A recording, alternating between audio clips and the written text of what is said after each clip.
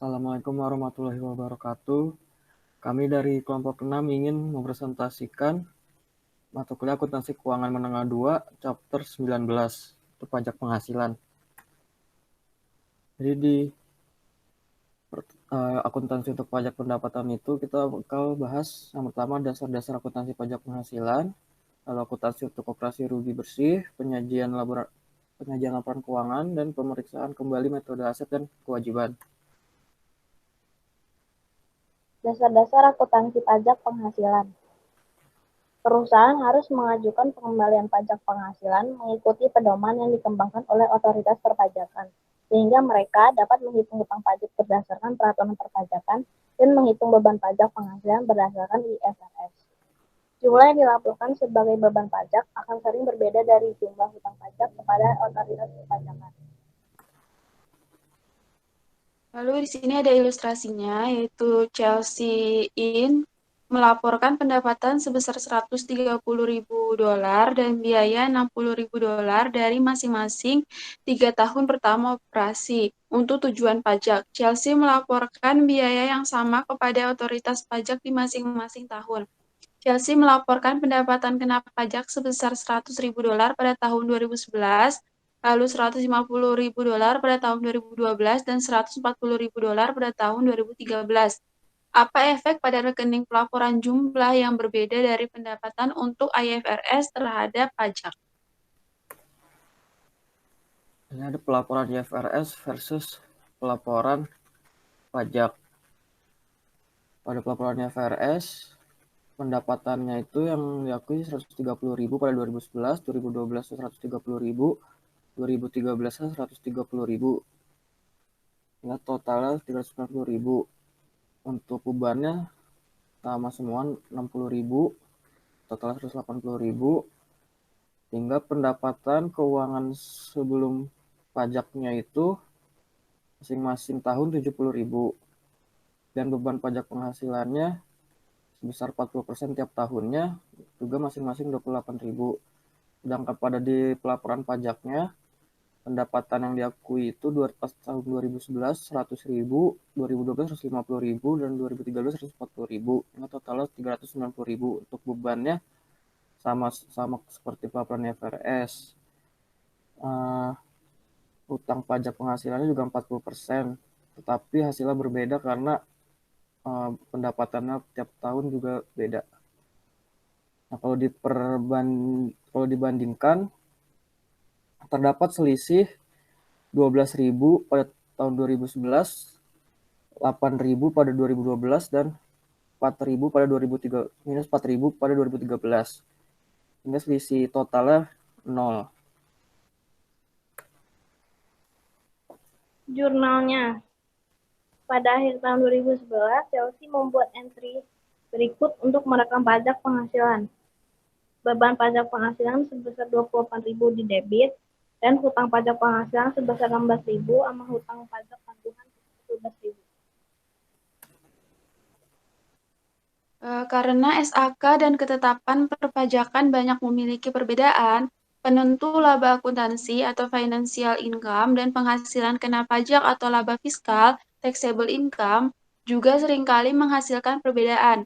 Perbedaan ini dibagi menjadi dua macam, yaitu perbedaan permanen atau tetap permanent difference dan perbedaan temporer atau sementara temporary difference.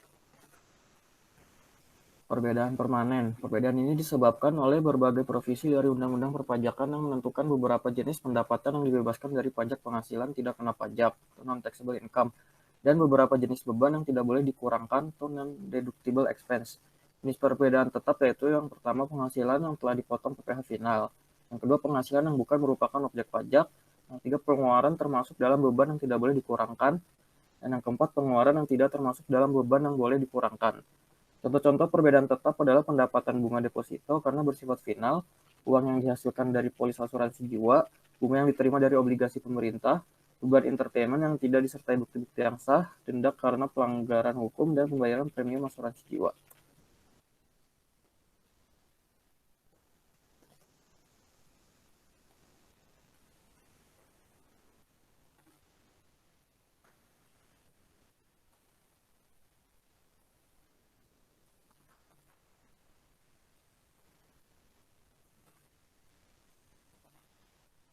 Perbedaan temporer.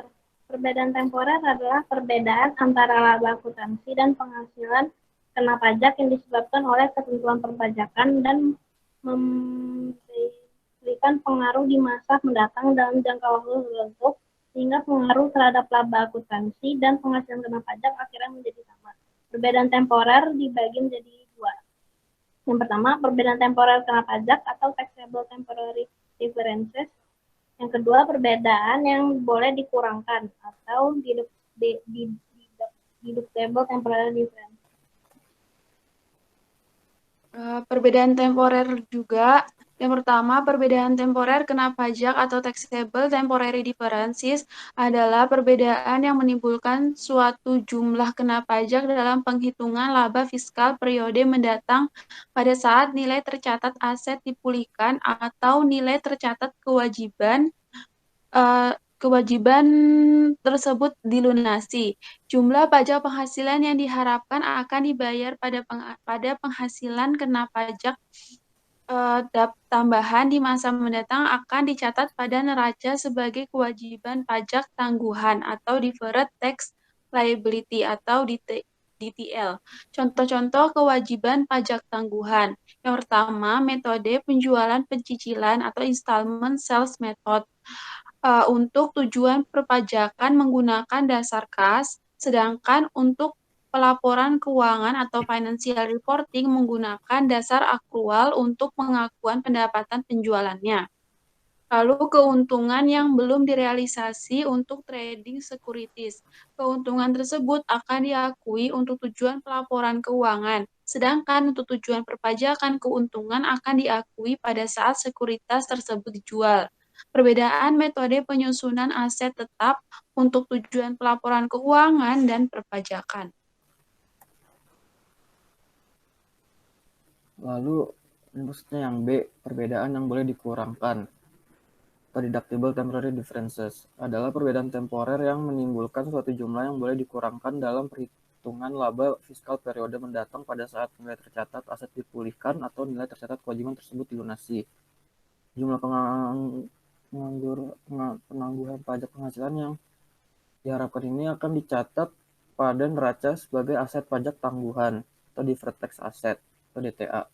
Contoh-contoh aset pajak tangguhan. Pertama, pendapatan diterima di muka atau unearned revenue. Pendapatan akan diakui pada saat periode perolehannya untuk tujuan perpajakan.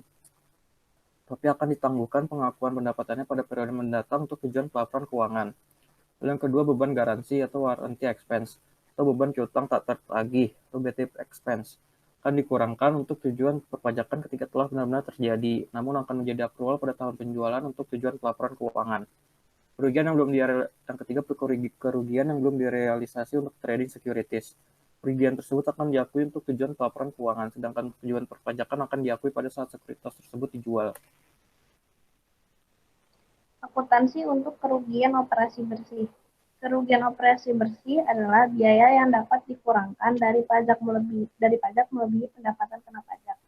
Undang-undang pajak mengizinkan pembayar pajak untuk menggunakan kerugian dari 1 tahun untuk mengimbangi keuntungan dari tahun-tahun lainnya, atau loss carry back and loss carry forward. Lalu di sini ada rugi carrying back. Kembali 2 tahun dan 20 tahun ke depan. Kerugian harus diterapkan pada tahun pertama. Di sini ada net operating loss atau loss carrying back-nya. Gambaran dari net operating loss. Lalu rugi carry forward atau loss carry forward. Di sini dimungkinkan memilih untuk melupakan carry back kerugiannya, sehingga hanya menghitung loss di carry forward pada 20 tahun ke depan. Ilustrasi rugi carry back. Growth Inc. tidak memiliki perbedaan temporer atau permanen. Growth mengalami yang berikut. Pada tahun 2015, taxable income of loss-nya 50.000. 2016 100.000, 2017 200.000, 2018-nya jadi min 500. Terus tax rate-nya 2015 35%, 2016 30%, 2017 40%. Jadi tax paid-nya 2015 17.500, 2016 30.000, 2017 80.000, 2018 0. Pada tahun 2018, GRO mengalami kerugian operasional bersih yang diputuskan untuk dibawa kembali. Lalu di sini ada ilustrasinya juga untuk tahun 2015, 2016, 2017, dan 2018. Di sini untuk financial income-nya dan difference-nya itu nggak ada di tahun 2015, 16, 17, dan 18. Tapi di sini ada taxable income loss-nya itu ada 50.000 untuk tahun 2015, lalu di tahun 2016 100.000, dan tahun 2017 200.000, sedangkan tahun 2018 itu terjadi loss sebesar 500.000. Lalu untuk rate-nya sendiri di tahun 2015 itu 35%, terus di tahun 2016 30%, dan di tahun 2017 40%. Maka income tax yang didapat adalah 17.500 untuk 2015, 30.000 2016, dan 2017 80.000. Sedangkan di tahun 2018-nya nggak ada. Terus ilustrasinya juga masih di tahun yang sama untuk NOL schedule-nya itu taxable income-nya masih sama seperti yang sebelumnya. Lalu di sini ada tambahan untuk carry back-nya itu di tahun 2016 100.000, di tahun 2017-nya 200.000, dan di tahun 2018-nya 300.000. Sedangkan untuk taxable income-nya maka dapatlah taxable income itu 50.000 tahun 2015, sedangkan 2016-nya 0. Begitu juga dengan 2017 dan 2018-nya itu terjadi loss sebesar 200.000. Maka rate yang didapat untuk tahun 2015 itu masih sama seperti sebelumnya. 2018-nya juga masih 0%. Maka income tax atau revise-nya itu yang didapat itu di tahun 2015 saja sebesar 17.500. Maka refund-nya itu ada $30.000 dan $80.000. Maka di sini jurnal entry untuk tahun 2018 adalah income tax refund receivable pada benefit due to loss carryback atau income tax expense sebesar 110.000. Didapatnya dari 80.000 ditambah dengan 30.000. Lalu Growing melaporkan akun yang dikreditkan pada laporan laba rugi 2018 seperti yang ditunjukkan. Di income statement-nya itu dicatat operating loss before income tax-nya kan awalnya 500.000. Lalu dari yang benefit dari carryback-nya itu dicatat dengan benefit due to loss carryback 110.000 sehingga sekarang net loss-nya menjadi 390.000. Ilustrasi rugi carry forward. Sebagai tambahan untuk mencatat 110.000 manfaat karena kerugian yang dibawa kembali, GROHI mencatat dampak pajak dari kerugian yang dibawa sebesar 200.000 sebagai aset pajak tangguhan sebesar 80.000 dengan asumsi bahwa tarif pajak masa depan yang berlaku adalah 40%. Entry untuk mengakui manfaat daya rugi carry forward. Akunnya deferred tax asset sebesar 80.000 pada benefit due to loss carry forward atau income tax expense 80.000.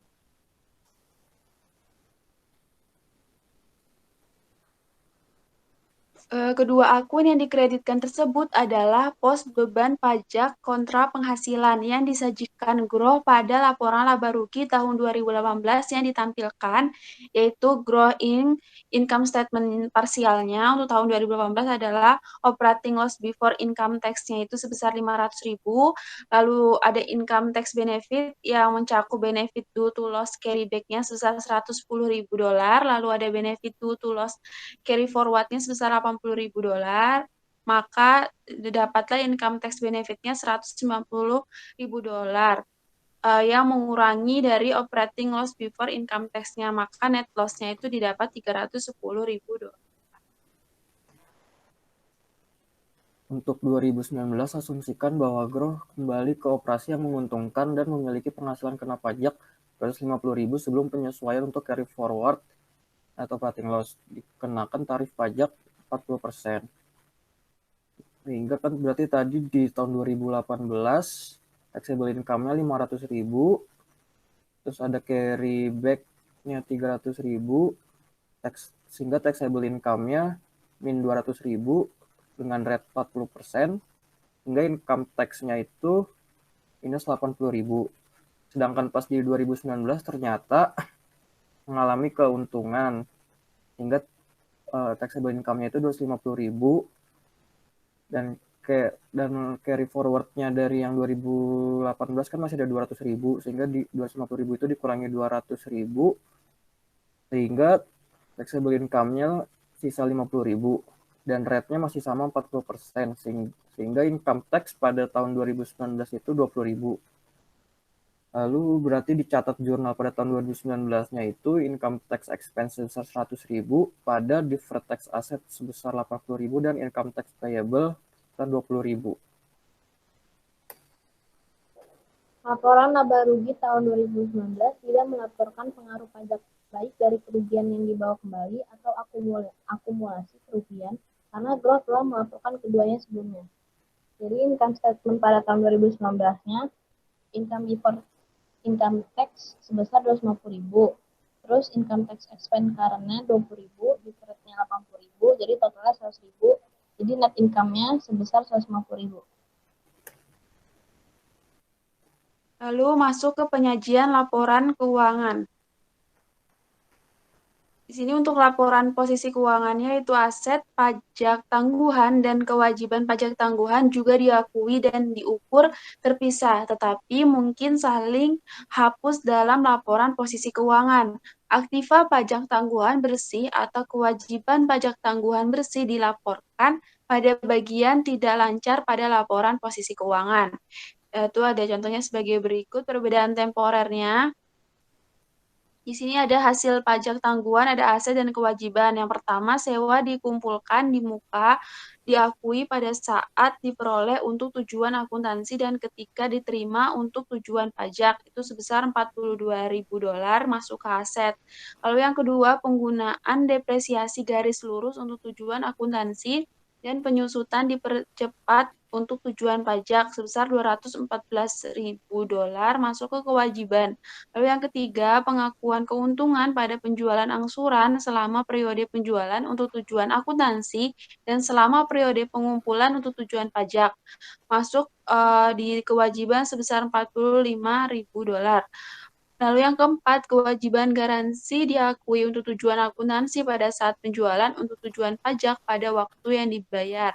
Totalnya ada $12.000 masuk ke aset, maka totalnya untuk aset ada $54.000, sedangkan untuk kewajiban $259.000.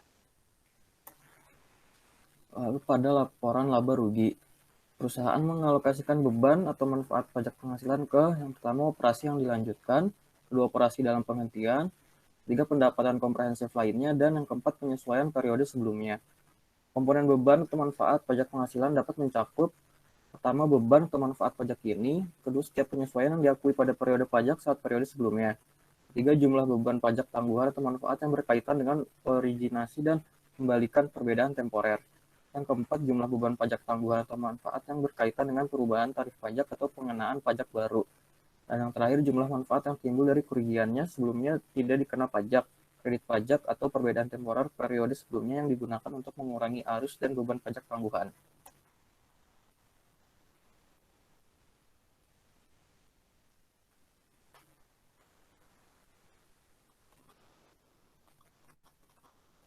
Rekonsiliasi pajak.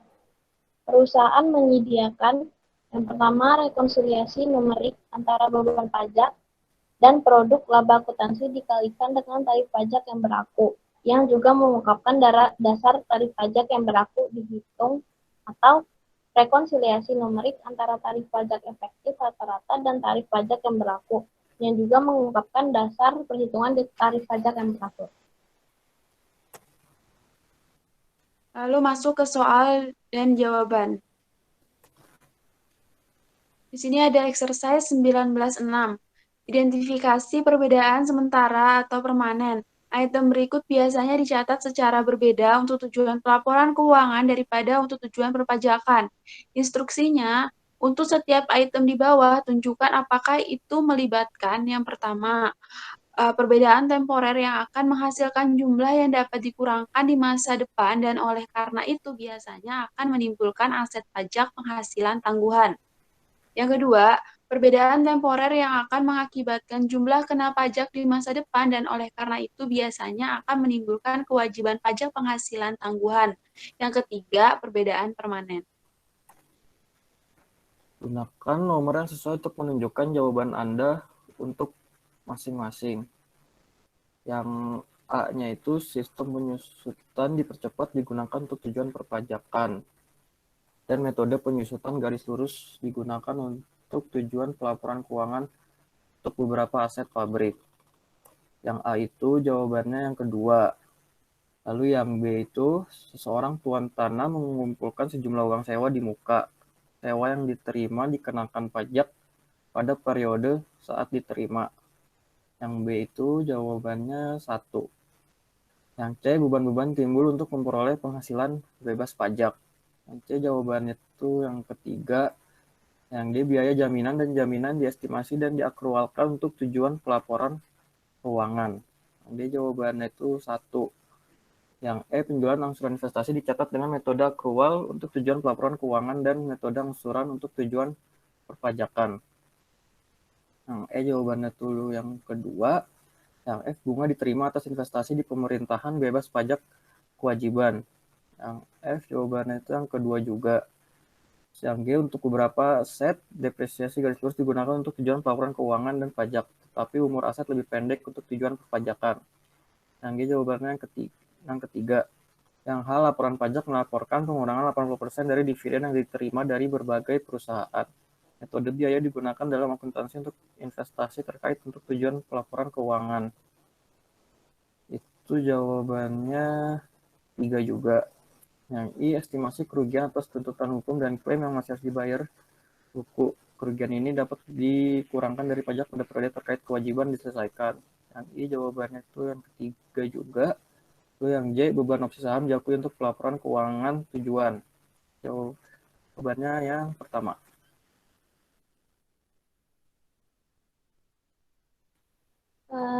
Exercise 1922. Two difference one rate per share. Perbedaan antara book basis dan tax basis dari aset dan kewajiban Morgan Corporation pada akhir tahun 2019 disajikan di bawah ini. Account receivable pada book basis sebesar 50.000, tax basisnya 0, terus litigation liability-nya di book basisnya 20.000, tax basisnya 0. Diperkirakan bahwa kewajiban litigasi akan diselesaikan pada tahun 2020. Selisih piutang akan mengakibatkan jumlah kena pajak sebesar $30.000 pada tahun 2020 dan pada tahun 2021 ada $20.000. Perusahaan memiliki pendapatan kena pajak sebesar $300.000 pada tahun 2019 dan diharapkan untuk memiliki penghasilan kena pajak setiap 2 tahun berikutnya. Tarif pajak yang berlaku adalah 34% untuk semua tahun. Ini adalah tahun pertama operasi perusahaan. Instruksinya, yang A, buatlah ayat jurnal untuk mencatat beban pajak penghasilan tangguhan, dan pajak penghasilan terutang untuk tahun 2019. Yang B, tunjukkan bagaimana pajak penghasilan tangguhan akan dilaporkan pada laporan posisi keuangan pada akhir 2019. Untuk jawaban exercise 1922, yang A itu berarti dicatat jurnal income tax expense sebesar 125.800 dan deferred tax assetnya sebesar 10.200 terhadap income tax payable sebesar 119.000 dan deferred tax liability-nya 17.000. Dan income tax payable itu didapat dari taxable income-nya yang diketahui sebesar 350.000 dan tax rate-nya sekitar 34%, sehingga income tax payable itu 119.000. Lalu untuk menghitung deferred tax-nya itu diketahui di account receivable itu ada future taxable amount sebesar 50.000 dengan tax rate 34%, sehingga ada terdapat deferred tax liability-nya sebesar 17.000. Lalu ada litigation liability, yaitu adalah future deductible amounts sebesar 30.000 dengan tax rate 34%, sehingga didapat deferred tax assets sebesar 10.200. Sehingga totalnya itu ada future taxable amount-nya sebesar 20.000 dan deferred tax assetnya sebesar 10.200 dan deferred tax liability-nya 17.000.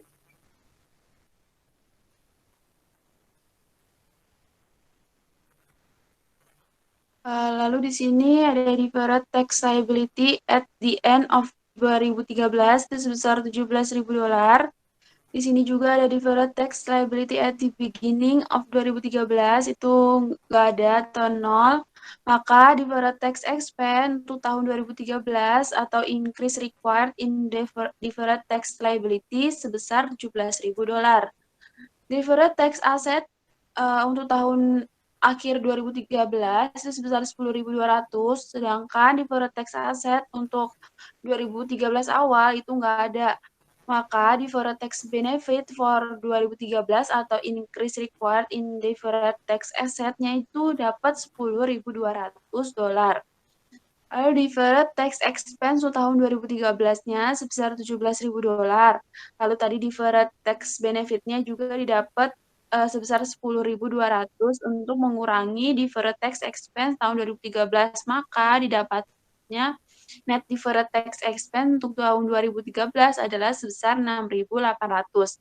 Current tax expense untuk tahun 2013 atau income tax payable-nya sebesar $119.000 menambah net deferred, maka dapatlah income tax expense untuk tahun 2013 sebesar $125.800. Lalu untuk jawaban yang B-nya, di sini ada temporary difference-nya, itu terdiri dari account receivable dan litigation liabilities. Lalu di sini juga ada resulting deferred tax terdiri dari aset dan liabilities. Lalu related balance sheet account, terus itu terdiri dari account receivable dan social obligation, dan klasifikasinya yaitu masuk ke current. Di sini untuk account receivable-nya itu 17.000, sedangkan untuk litigation liabilities-nya 10.200. Untuk totalnya dapat 10.200 dan 17.000. Selanjutnya soal problem 19.7. Rosli Ltd menjual investasi secara angsuran. Keuntungan total sebesar €60.000 dilaporkan untuk tujuan pelaporan keuangan selama periode penjualan. Perusahaan memenuhi syarat untuk menggunakan metode penjualan angsuran untuk tujuan perpajakan. Jangka waktu angsuran 3 tahun, sepertiga dari harga jual dikumpulkan selama periode penjualan. Tarif pajaknya adalah 40% pada tahun 2018 dan 35% pada tahun 2019 dan 2020. Tarif pajak 35% tidak diberlakukan secara hukum hingga tahun 2019. Data akuntansi dan pajak untuk 3 tahun tersebut ditampilkan di bawah ini.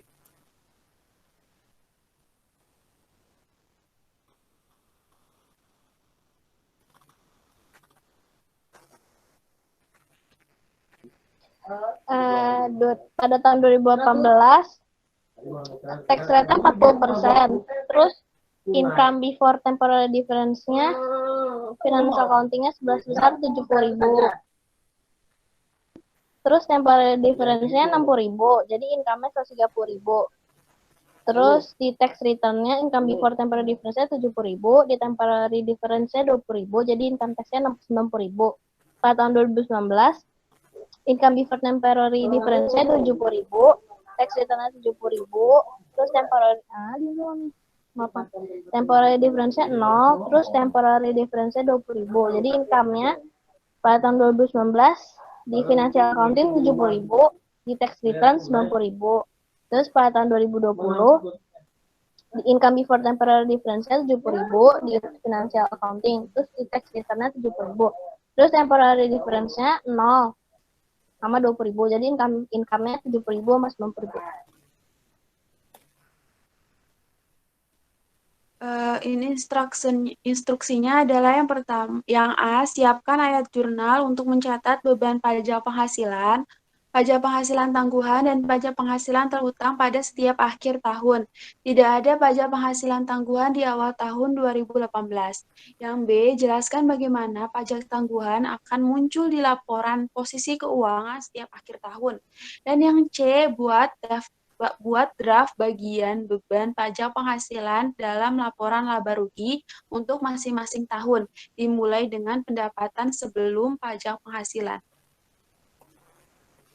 Jawaban problem 19.7.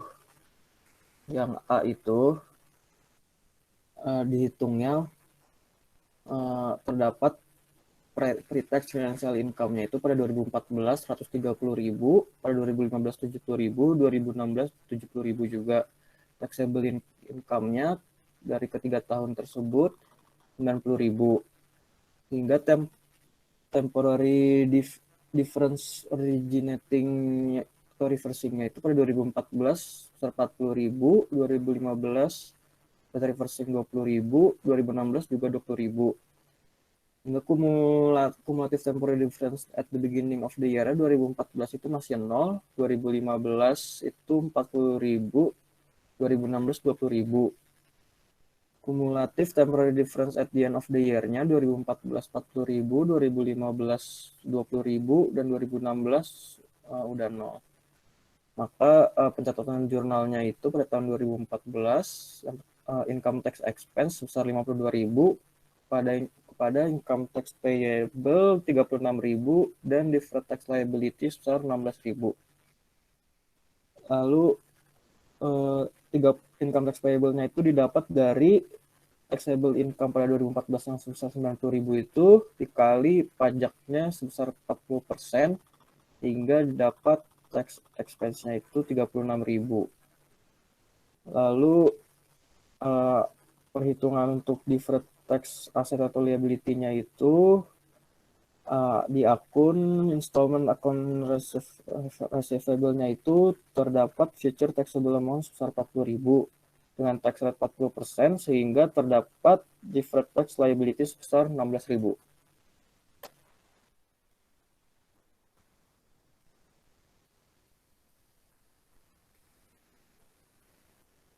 Lalu deferred tax liability at the end of 2014-nya sebesar $16.000. Deferred tax liability at the beginning of 2014-nya itu 0. Maka deferred tax expense untuk tahun 2014 atau increase in deferred tax liability-nya sebesar $16.000. Deferred tax expense untuk tahun 2014-nya kan tadi sebesar $16.000. Maka current tax expense untuk tahun 2014-nya atau income tax payable-nya sebesar $36.000. Maka didapat income tax expense untuk tahun 2014-nya sebesar $52.000. Lalu untuk tahun 2015, deferred tax liabilities pada income tax expense-nya sebesar 2.000. Ini untuk mencatat adjustment untuk decrease in the enacted tax rate-nya. Lalu income tax expense sebesar 24.500, deferred tax liability sebesar 7.000 pada income tax payable sebesar 31.500. Untuk perhitungannya, di sini kumulatif temporary difference at the end of 2014-nya sebesar 40.000 dikali dengan newly enacted tax rate untuk tahun mendatang sebesar 35%. Maka adjusted balance of deferred tax liabilities untuk akhir tahun 2014-nya sebesar 14.000. Dikurang dengan current balance of deferred tax liabilities-nya sebesar 16.000, maka adjustment due to decrease in enacted tax rate-nya sebesar $2.000. Lalu taxable income untuk tahun 2015-nya sebesar $90.000 dikali dengan enacted tax rate untuk tahun 2015 sebesar 35%, maka didapat current tax expense untuk tahun 2015 atau income tax payable-nya sebesar $31.500. Nah, di sini ada temporary difference-nya, ada installment account receivable, lalu future taxable atau deductible amounts-nya sebesar $20.000, lalu untuk tax rate-nya sebesar 35%, maka liabilities-nya itu sebesar 7.000 didapat dari $20.000 tadi dikali dengan 35% dari tax rate enacted untuk tahun 2015. Lalu pada tahun 2016 dicatat jurnal income tax expense sebesar 24.500 dan deferred tax liability sebesar 7.000 pada income tax payable sebesar 31.500. Ini didapat dari taxable income per 2016-nya itu sudah 90.000 dikali dengan enacted tax rate pada tahun 2016 itu sebesar 35%, sehingga tax expense-nya itu sebesar 31.500. Lalu di sini temporary difference yang installment account receivable tadi itu udah menjadi 0, sehingga deferred tax benefit-nya itu sekarang menjadi minus 7.000. Lalu ditambah current tax expense for 2016-nya itu yang tadi sudah 31.500, sehingga income tax expense for 2016-nya itu bisa 24.500. Lalu yang B, pada Desember 31 2014 di current liabilities-nya itu dicatat deferred tax liabilities sebesar 16.000. Lalu untuk yang tahun 2015 current liabilities-nya itu juga dicatat deferred tax liabilities sebesar 7.000.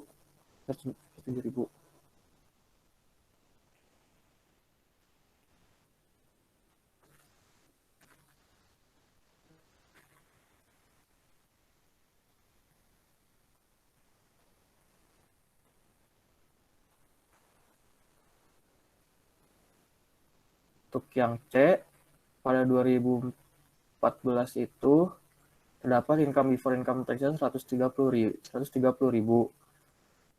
Dan income tax expense-nya itu ada yang current 36.000 dan deferred 16.000, sehingga total income tax expense 52.000, sehingga net income pada 2014 sebesar 78.000. Untuk tahun 2015 terdapat income before income tax 70.000, lalu income tax expense current-nya itu ada 31.500 dan deferred-nya minus 7.000. Dan ada juga adjustment due to decrease in tax rate-nya itu mengurangi income tax expense sebesar 2.000. Sehingga total income tax expense-nya itu ada 22.500, sehingga net income-nya itu 47.500 pada tahun 2015. Dan pada 2016 terdapat income before income tax-nya itu sebesar 70.000. Income tax expense-nya itu pada current-nya ada 31.500, deferred-nya itu minus 7.000, sehingga income tax expense-nya 24.500. Sehingga net income pada tahun 2016 itu 45.500. Sepertinya sudah selesai. Sekian presentasi dari kami, kurang lebihnya mohon maaf. Wassalamualaikum warahmatullahi wabarakatuh. Waalaikumsalam warahmatullahi wabarakatuh.